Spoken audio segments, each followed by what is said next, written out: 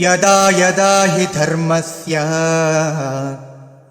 ग्लानिर्भवति भारत अभ्युत्थानमधर्मस्य तदात्मानं सृजाम्यहम्।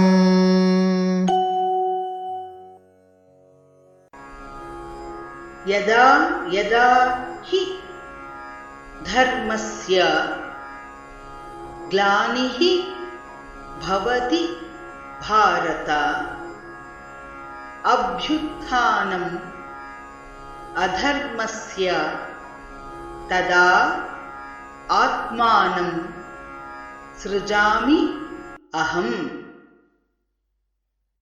यदा यदा हि धर्मस्य ग्लानिर्भवति भारत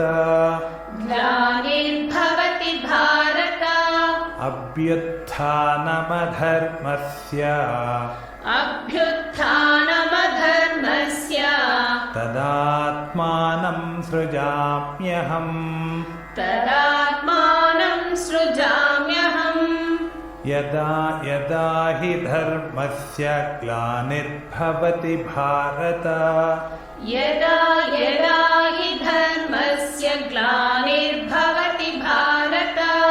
अभ्युत्थानमधर्मस्य तदात्मानं सृजाम्यहम्।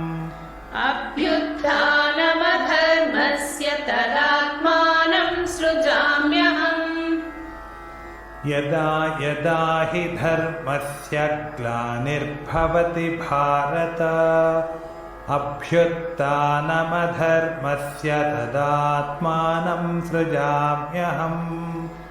यदा यदा हि